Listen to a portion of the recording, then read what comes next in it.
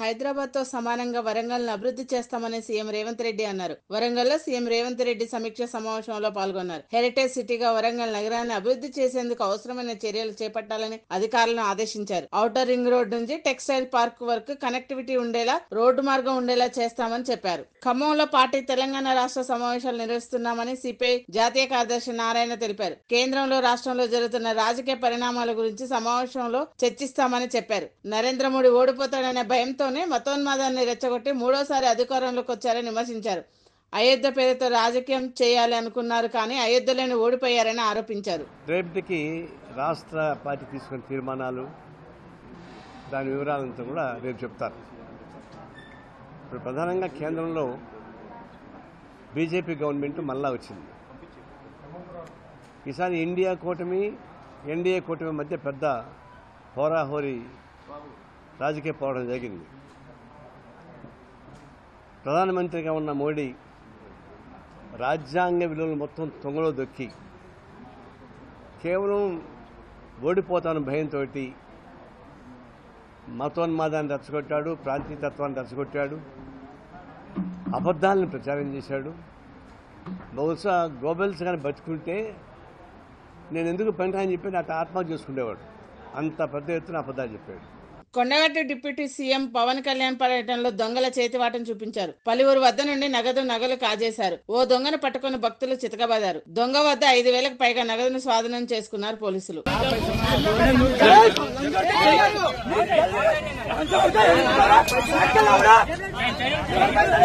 Secunderabad parliament నియోజకవర్గంలోని Jubilee Hills assembly నియోజకవర్గంలో BJP ముఖ్య నాయకులు, పోలింగ్ బూత్ అధ్యక్షులు, కోఆర్డినేటర్లతో సమావేశం జరిగింది. ఎన్నికల్లో నరేంద్ర మోదీని ఓడించాలని దేశవ్యాప్తంగా కొన్ని అంతర్జాతీయ శక్తులు కుట్ర చేశాయని కేంద్ర మంత్రి కిషన్ రెడ్డి అన్నారు. సికింద్రాబాద్ పార్లమెంట్ నియోజకవర్గంలో భారతీయ జనతా పార్టీ విజయం కోసం కృషి చేసిన వారందరికీ ఈ సందర్భంగా వారు కృతజ్ఞతలు తెలిపారు. ప్రధాని నరేంద్ర మోదీ మాన్ కీ బాత్ కార్యక్రమంలో కేంద్ర మంత్రి కిషన్ రెడ్డి, మంత్రి పీయూష్ గోయల్ పాల్గొన్నారు. కార్యకర్తలు కూడా ఈ కార్యక్రమంలో పెద్ద ఎత్తున పాల్గొన్నారు. इस अभियान ने सबको मां के प्रति अपना स्नेह जताने का समान अवसर दिया। वो अपनी तस्वीरों తిరుమల పర్యటనలో భాగంగా ప్రసిద్ధ పుణ్యక్షేత్రమైన శ్రీ కాణిపాక వరసిద్ధి వినాయక స్వామిని కుటుంబ సమేతంగా మంత్రి పొన్నం ప్రభాకర్ దర్శించుకున్నారు.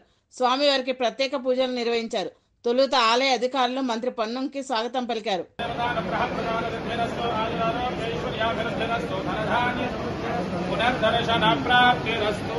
వాయువ్య బంగాళాఖాతంలో ఏర్పడిన అల్పపీడన ప్రభావంతో హరిద్వార్లో భారీ వర్షాలు కురుస్తున్నాయి. పలు ప్రాంతాలు అస్తవ్యస్తంగా మారాయి. కొన్ని చోట్ల వాహనాలు నీట మునిగాయి.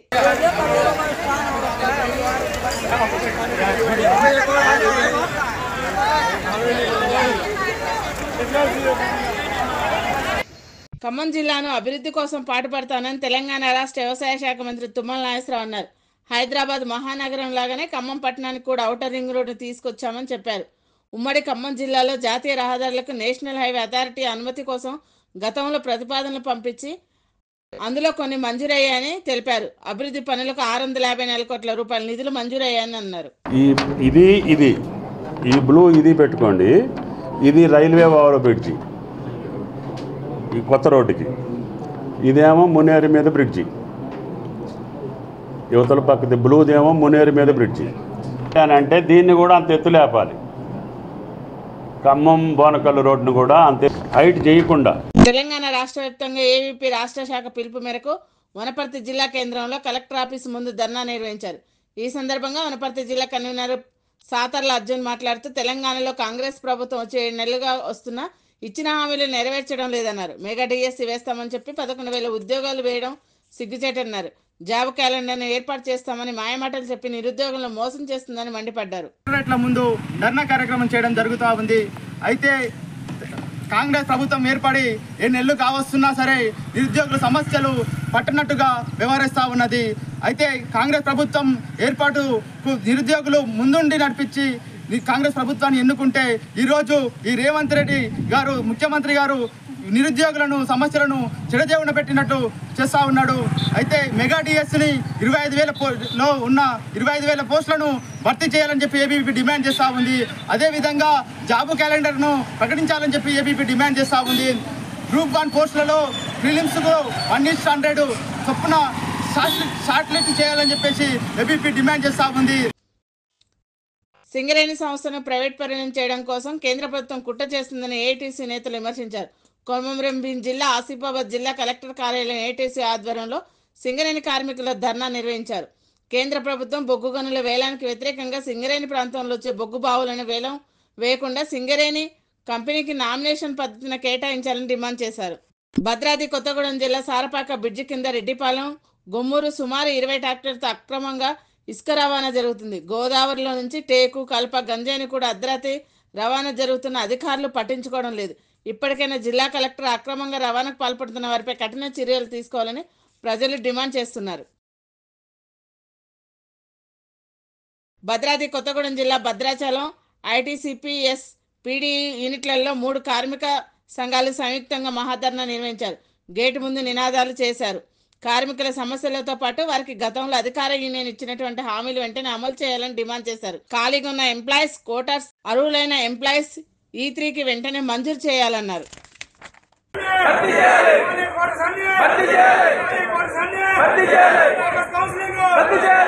ఖమ్మం జిల్లా సత్తుపల్లి పట్టణంలో ప్రభుత్వం ఎంతో ప్రతిష్టాత్మకంగా ఏర్పాటు చేసిన వన మహోత్సవం కార్యక్రమానికి 2 మంత్రులు రావడంతో కవరేజ్ చేయడానికి వెళ్ళిన ఒక సీనియర్ జర్నలిస్ట్ను ఓ పోలీసు అధికారి పక్కకు నెట్టివేస్తూ దురుసుగా ప్రవర్తించాడు.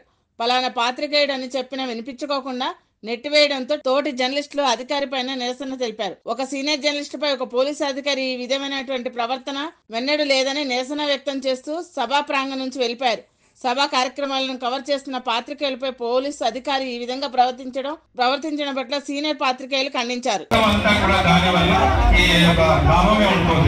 కాబట్టి ప్రతి ఒక్కరిని కూడా ఈ సద్వినియోగం చేసుకోవాలి. అదేవిధంగా నాకు ఈ అవకాశం ఇచ్చినందుకు గౌరవ సభాధ్యక్షులు కేసీఆర్ కిట్లు ఇవ్వకపోవడం వల్ల డెలివరీ అయిన వాళ్ళు ఇబ్బంది పడుతున్నారని ఎమ్మెల్యే కౌశిక్ రెడ్డి అన్నారు. కరీంనగర్ జిల్లా జెడ్పీ సమావేశం జరిగింది. సమావేశంలో ఆయన పాల్గొన్నాడు. జమ్మికుంట హాస్పిటల్లో డాక్టర్లు లేకపోవడం దారుణం అన్నారు. దయచేసి నేను రిక్వెస్ట్ చేస్తా ఉన్నా, నా హుజురాబాద్ నియోజకవర్గంలో 2 పెద్ద హాస్పిటల్ ఉన్నాయి. హుజురాబాద్ పట్టణంలో 100 బెడ్ హాస్పిటల్ ఉంది. జమ్మికుంట పట్టణంలో కూడా మంచి హాస్పిటల్ ఉంది. హుజురాబాద్ పట్టణంలో పోయిన ప్రభుత్వంలోనే అద్భుతమైన ఐసీయూ రెడీ చేసి పెట్టినాం.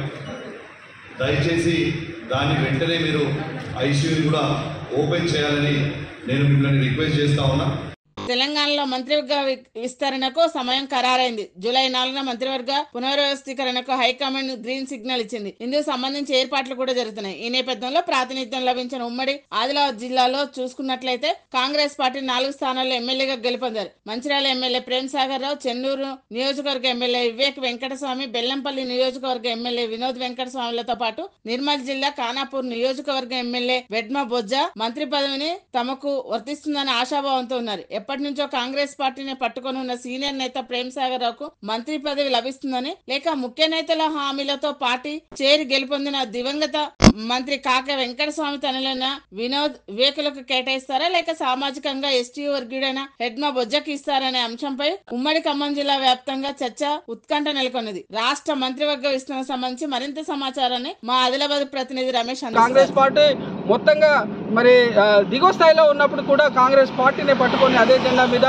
మరి ఇక్కడ వర్క్ చేశారు. ఉమ్మడి ఆదిలాబాద్ జిల్లాలో మరి ప్రేమ్ సాగర్ రావు మరి అనుకూలతలు ప్రతికూలతలు చూసుకున్నట్టయితే తను 2007 నుంచి 13 వరకు కూడా ఎమ్మెల్సీగా మరి ఉమ్మడి జిల్లాలో మరి అతను మరి ఎమ్మెల్సీగా కొనసాగారు. అదేవిధంగా మరి వివేక్ను చూసుకున్నట్టయితే మరి ఇప్పుడు ప్రస్తుతం చెన్నూరు ఎమ్మెల్యేగా, వినోద్ను చూసుకున్నట్టయితే బెల్లంపల్లి ఎమ్మెల్యేగా ఉన్నారు.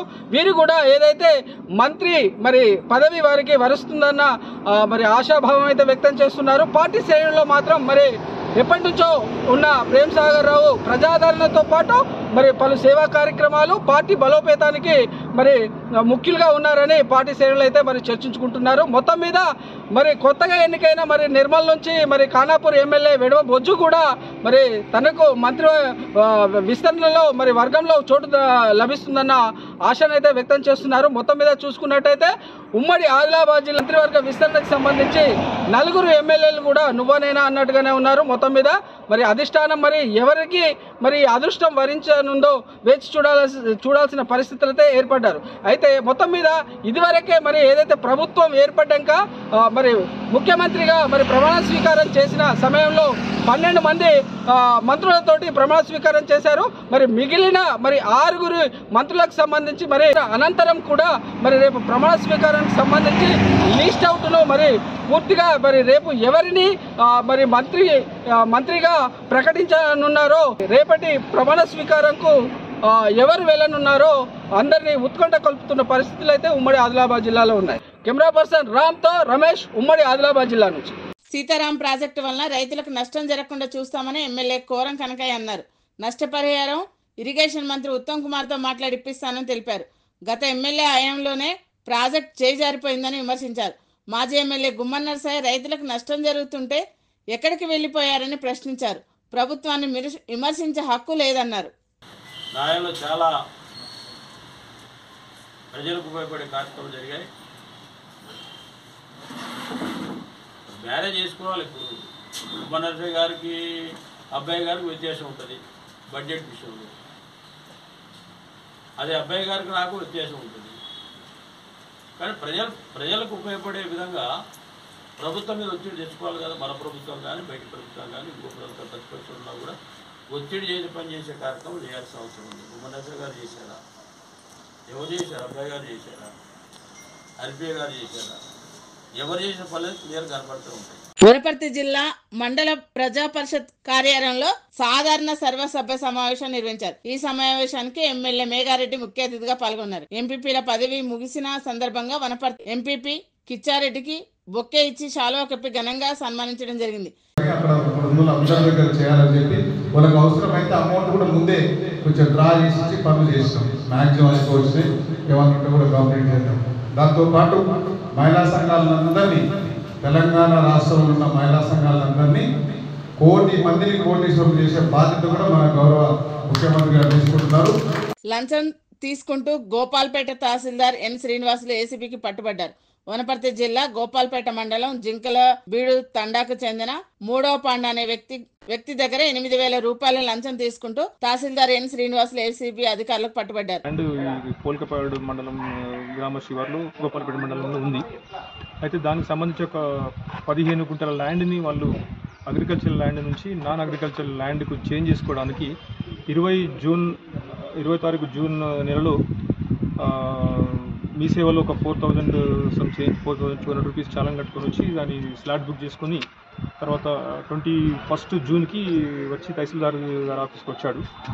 అప్పుడు తను, తన భార్య మరియు ఒక 2 విట్నెస్లు కన్సర్న్ డాక్యుమెంట్స్ అని పట్టుకొని వచ్చిన తర్వాత తహసీల్దార్ గారిని కలిస్తే నాకు 15,000 రూపాయలు డబ్బులు లంచంగా ఇస్తానే, అప్పుడే నీ డాక్యుమెంట్స్ తీసుకుంటా, అప్పుడే నీకు సంబంధించిన ఇవన్నీ కూడా యాక్సెప్ట్ చేసి ల్యాండ్ కన్వర్షన్ జరుగుతుంది, అప్పటిదాకా చేయనని చెప్పాడు. ఆ తర్వాత కూడా మధ్యలో ఒక 1-2 టైమ్స్ కలిసినా కానీ అతను నువ్వు డబ్బులు ఇస్తే నేను చేస్తా, లేకపోతే లేదంటే నేను కొంచెం బిజావని సార్ అంతా నేను ఇచ్చుకోలేనని చెప్పి రిక్వెస్ట్ చేస్తే 10,000 నా తర్వాత లాస్ట్గా 8,000 ఇస్తే చేస్తా, అప్పుడే డాక్యుమెంట్ తీసుకుంటా, అప్పటిదాకా నేను తీసుకోవాలని చెప్తే అతను 26 రోజు వచ్చి మాకు ఏసీబీ ఆఫీస్లో మహబూబ్నగర్లో కంప్లైంట్ చేయడం జరిగింది.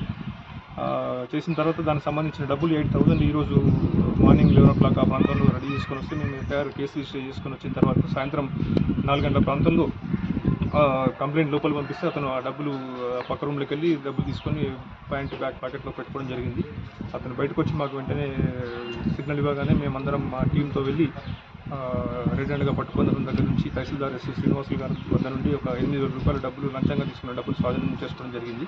దేశ సమగ్రత, పౌర రక్షణ హక్కులకే ప్రభుత్వం నూతన నేర న్యాయ చట్టాలను అమలు చేయడంతో బ్రిటిష్ వలస పాలన నాటి చట్టాల స్థానంలో కొత్తగా రూపొందించిన 3 నేర న్యాయ చట్టాలు అమల్లోకి వచ్చాయి. వీటిపై న్యాయ నిపుణుల నుంచి భిన్న అభిప్రాయాలు వ్యక్తమవుతున్నాయి. నేర న్యాయ వ్యవస్థను ఆధునీకరించడంలో కీలక ముందడుగుగా కొందరు అభివర్ణించగా మరికొందరు పౌర హక్కుల ఉల్లంఘన కిందికి వస్తాయని పేర్కొంటున్నారు. నూతన చట్టాలతో పౌరులకు సత్వర న్యాయం చేరువవుతుందని చెప్తున్నప్పటికీ దేశ పౌరులందరికీ చట్టాల అమలు, న్యాయ విచారణలపై పూర్తిగా అవగాహన కల్పించాల్సిన అవసరం ఉందని పౌర సామాజిక నిపుణులు అంటున్నారు. నూతనంగా ఆవిష్కృతమైన చట్టాలపై మరింత సమాచారాన్ని మా ప్రతినిధి రమేష్ అందిస్తారు. ఏ విధంగా ఈ చట్టాలు ఉన్నాయని మరి చెప్పుకొస్తున్నప్పటికీ మరి కింది స్థాయి ఏదైతే జిల్లాల్లో కానీ మరి మారుమూల ప్రాంతాల్లో కానీ ప్రజలకు మరి వీటిపైన మరింత అవగాహన కార్యక్రమాలు చేస్తూ మరి చట్టాల పట్ల, న్యాయాల పట్ల అవగాహన కార్యక్రమాలతోటి ముందుకెళ్తామని పోలీస్ శాఖ అయితే చెప్తుంది. దీనిపైన మరి ఒకవైపు న్యాయ నిపుణులతో పాటు పోలీసు అధికారులు మరి ప్రజల్లో ఇవి ఏ విధంగా ఉన్నాయన్నది అడిగి తెలుసుకునే ప్రయత్నం చేద్దాం రండి.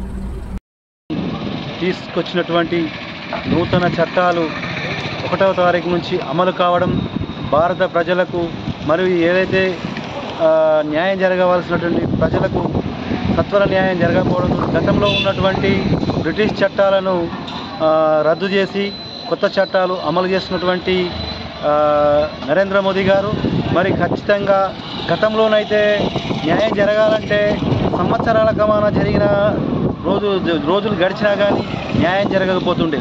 మరి కొత్త చట్టాల మీద నమ్మకము ఉన్నది.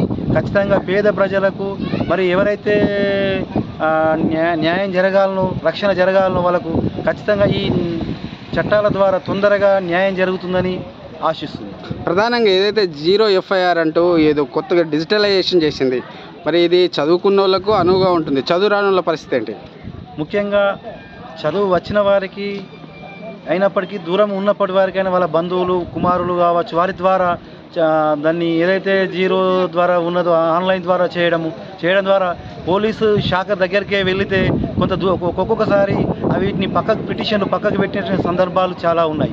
మరి ఇప్పుడు నువ్వు ఆన్లైన్ ద్వారా ఖచ్చితంగా చేసినావంటే దానికి పరిష్కరించవలసిన బాధ్యత పోలీస్ అండ్ చట్టాల భారత న్యాయ చట్టాలకు కోర్టుకు కూడా ఈరోజు వెళ్ళిపోతుంది. కాబట్టి ఖచ్చితంగా దాన్ని పేద ప్రజలకు దీని ద్వారా న్యాయం జరుగుతుందని ఆశిస్తున్నాను. Thank you. భారత న్యాయ సంహిత చట్టం అనే కొత్త చట్టాలు తెచ్చిందో, ఇంతకుముందు IPS చట్టాలు ఉండే. ఈ చట్టాల్లో ముఖ్యంగా హిట్ అండ్ రన్ ఏదైతే ఉందో దాన్ని వెంటనే తొలగించాలని డిమాండ్ చేస్తున్నాం. ఆ చట్టాల వల్ల ఎందుకంటే డ్రైవర్కు 10 లక్షల అంటే 7 లక్షల రూపాయల జరిమానా, అంటే అలాగే 7 years జైలు శిక్ష ఉంది. దీనివల్ల అంటే డ్రైవర్ల మోటార్ రవాణా రంగం కూడా అంతా కూడా కూలీలయ్యే అవకాశం ఉంది. కావున భారత న్యాయ సంహిత చట్టం ఏదైతే ఉన్నదో దాన్ని వెంటనే రద్దు చేయాలని ప్రధానంగా డిమాండ్ చేస్తున్నాం. ఈ కొత్త చట్టాలపై ఫస్ట్ ప్రజలకు ముఖ్యంగా ట్రైబల్స్ కానివ్వండి, ఆదివాసీ ఏవైతే ఉంటారో వీళ్ళందరికీ కూడా అవగాహన కల్పించాలని ఏఐటీ పరంగా కేంద్ర ప్రభుత్వానికి డిమాండ్ చేస్తున్నాం. ప్రధానంగా డిజిటలైజేషన్ FIRల విధానికై ప్రజలకు ఏ విధంగా అవగాహన ఉండాల్సిన అవసరం ఉంది?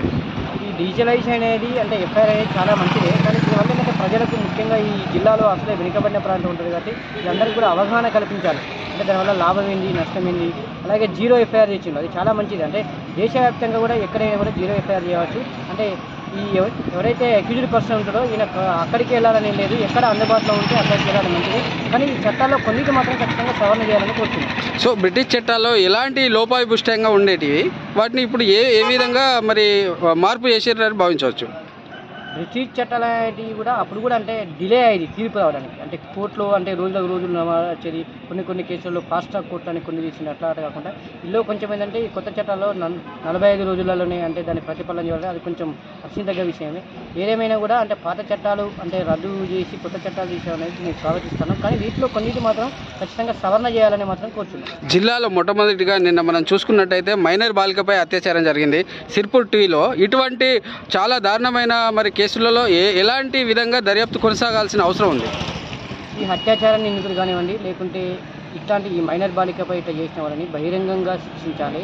ఎంత కఠినంగా చట్టాలు ఉంటే ఆడపిల్లని చూడాలంటే భయపడే రోజులు రావాలని ప్రధానంగా కోరుతున్నాం. ఈ కేంద్ర ప్రభుత్వం తీసుకొచ్చిన చట్టం ఏదైతుందో ఈ శిక్ష పడడానికి డిలే కావాలి. ఖచ్చితంగా ఎంత ఒక 21 days 45 days ఆ యొక్క మృగానికి అంటే బహిరంగంగా శిక్షించాలని నేను కోరుతున్నాను. భద్రాద్రి కొత్తగూడెం జిల్లా బూర్గంపాడు మండలం కృష్ణసాగర్ అటవీ ప్రాంతంలో పత్తి మొక్కలు పీకేసిన అటవీశాఖ అధికారులు లబోదిబోమంటున్న గిరిజన మహిళ. మా భూమిని అటవీ శాఖ అధికారులు తీసుకునే ప్రయత్నం చేస్తున్నారని మహిళా రైతు తేజావతి లక్ష్మి ఆరోపించారు. రైతు బంధు క్రాఫ్ట్ లోను కూడా ఈ భూమిపైన తీసుకున్నట్లు, తమ భూమిని ఇప్పుడు తీసుకున్న ప్రయత్నం అటవీ శాఖ అధికారులు చేయడం ఎంతవరకు సమంజసం అంటూ ఆవేదన వ్యక్తం చేస్తున్నారు. నీట్ రద్దు చేసి పరీక్షలు నిర్వహించేందుకు అధికారం రాష్ట్రాలకు ఇవ్వాలని ఎమ్మెల్సీ బల్మూరి వెంకట అన్నారు. నీటికి వ్యతిరేకంగా ఐక్య విద్యార్థి సంఘాల ఆధ్వర్యంలో దేశవ్యాప్త విద్యా సంస్థల బంద్ విజయవంతం సందర్భంగా బర్కత్పుర సిగ్నల్ నుండి నారాయణగూడ ఫ్లైఓవర్ కు భారీ ర్యాలీ నిర్వహించారు. విద్యాశాఖ మంత్రి తక్షణమే రాజీనామా చేయాలని ఈ సందర్భంగా డిమాండ్ చేశారు.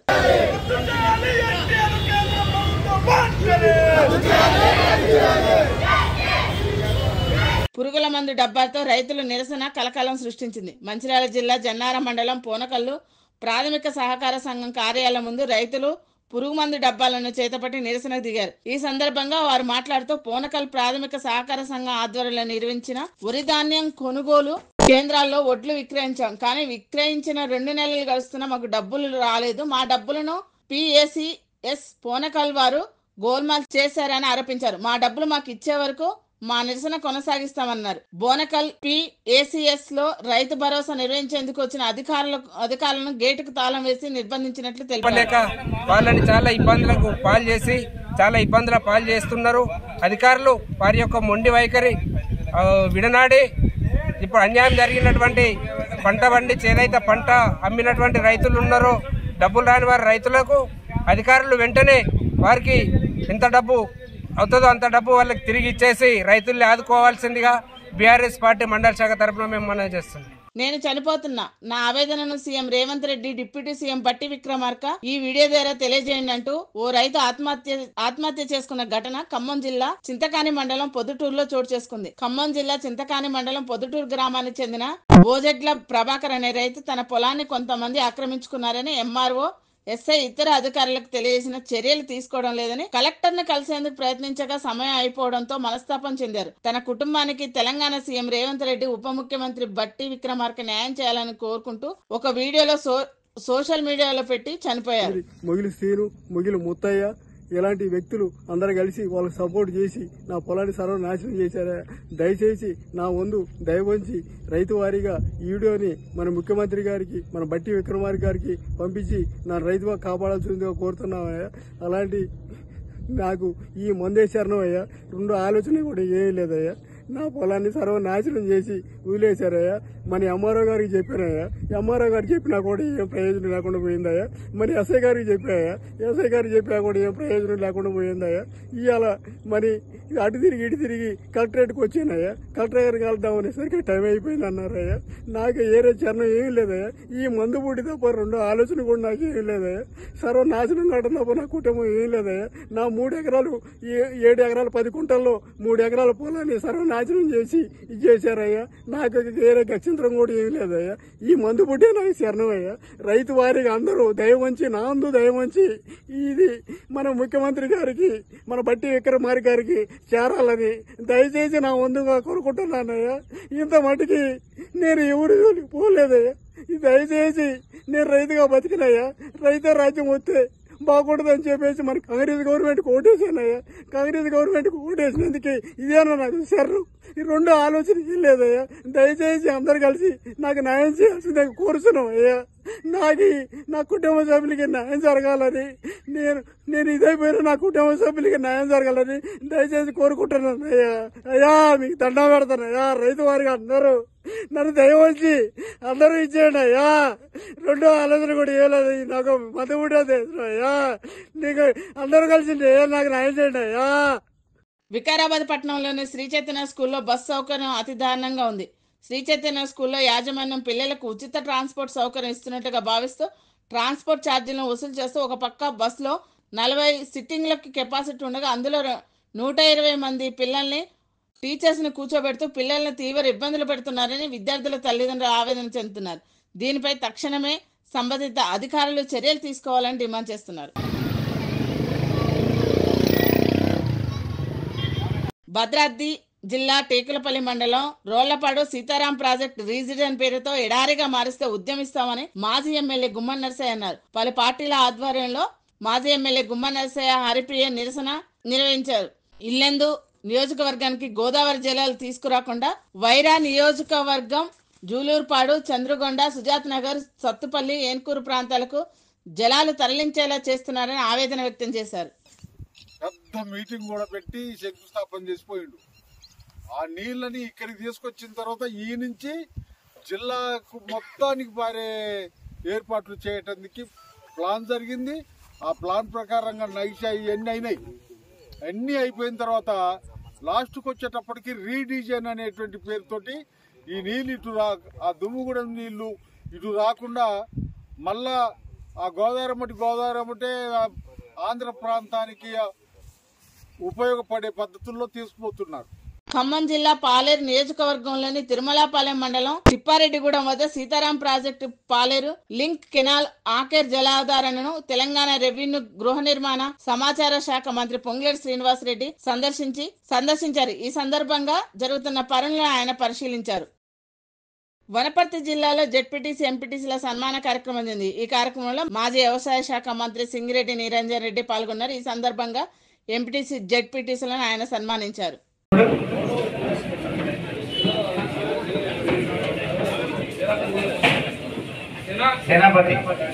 గురువుతో మేము, గురువు ఎక్కడ ఉంటే అక్కడే మా చదువు అంటూ గురువుతో విద్యార్థులు పాఠశాలలు మారారు. మంచిర్యాల జిల్లా జన్నారం మండలం పోనకల్లు బదిలీలపై వెళ్లిన ఓ ఉపాధ్యాయుడితో పాటు 10ల సంఖ్యలో విద్యార్థులు పాఠశాల మారిన అరుదైన ఘటన చోటు చేసుకుంది.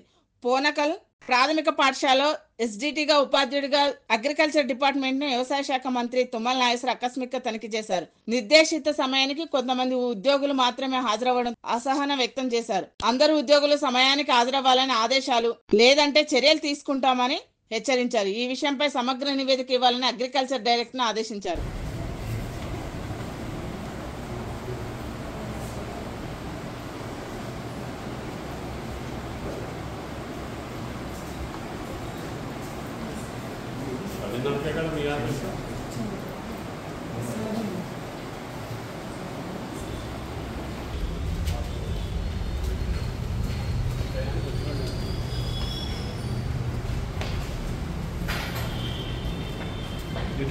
భారతదేశంలో జరుగుతున్న ప్రశ్నపత్రాల లీకేజ్ వ్యవహారంపై ఇప్పటివరకు కేంద్ర ప్రభుత్వం ఎటువంటి స్పందన లేకపోవడంతో పాఠశాలల బంద్ కార్యక్రమం నిర్వహిస్తున్నారని యువజన విద్యార్థి సంఘ నాయకులు అన్నారు.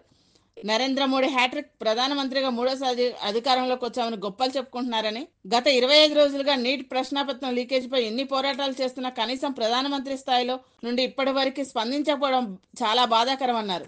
ప్రభుత్వం మూడోసారి అధికారంలోకి వచ్చిన తర్వాత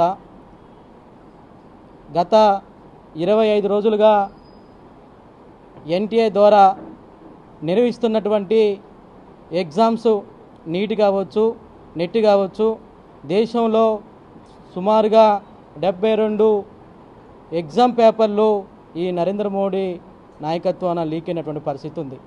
కానీ ఇంత జరుగుతున్నా ఈ దేశంలో నరేంద్ర మోడీ కనీసం ఇవాళ లోక్సభలో పార్లమెంట్లో నీట్ పైన చర్చ జరగకుండా అక్కడ ఉన్నటువంటి విపక్ష నాయకుల్ని అడ్డుకునే ప్రయత్నం చేస్తూ ఉన్నారు.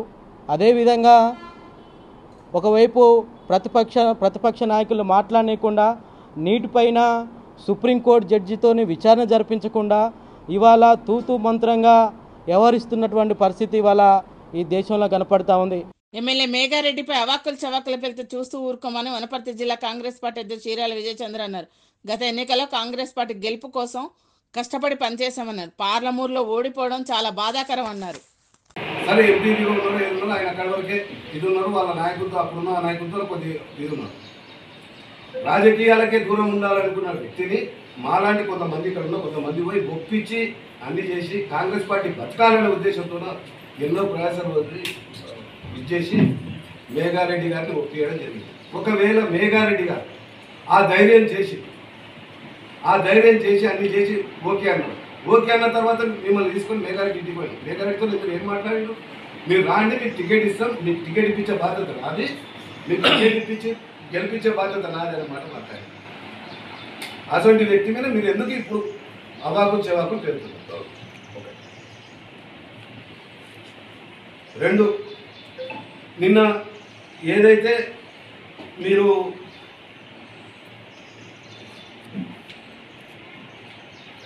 ఎమ్మెల్సీ ఎలక్షన్లో మొన్న జరిగినటువంటి ప్రజాప్రతినిధుల ఎమ్మెల్సీ ఎలక్షన్లో పాలమూరు ఓడిపోవడం అది మన ముఖ్యమంత్రి గారికి చాలా చెడ్డ పేరు వచ్చిందన్నమాట. అయ్యా గౌరవ చిన్నారెడ్డి గారు, మిమ్మల్ని గురువుగా భావించి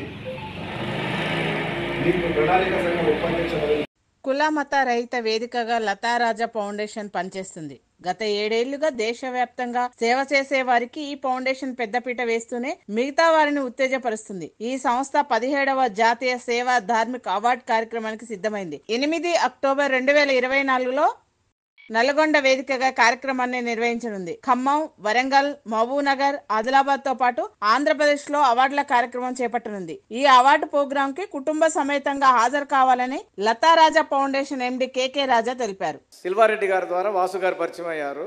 వాసు గారు నన్ను రమ్మంటే వీళ్ళ ఇన్స్టిట్యూట్లో foundation stone building the university artificial ఇంటెలిజెన్స్లో deemed university they are establishing administrative block Varaprasad Reddy garu foundation వేశారు. దానికి ఆ రోజు నేను కూడా వెళ్ళాను. అక్కడ 1,300 మంది పిల్లలు ఎంతో ఆరోగ్యంగా ఉన్నారు. అక్కడ హాస్టల్ కానీ, క్లాస్ రూమ్స్ కానీ, ల్యాబ్ కానీ, లైబ్రరీ 13,000 మంది 13,100 పుస్తకాలతో లైబ్రరీ, పెద్ద 30 ఎకరాల ప్రాంగణం, 8 స్పోర్ట్స్ రూమ్స్ అంటే గ్రౌండ్స్ ఉన్నాయి. అద్భుతమైన ఏరియా. దానికి వరప్రసాద్ గారు 1 కోటి రూపాయలు విరాళం ఇచ్చారు.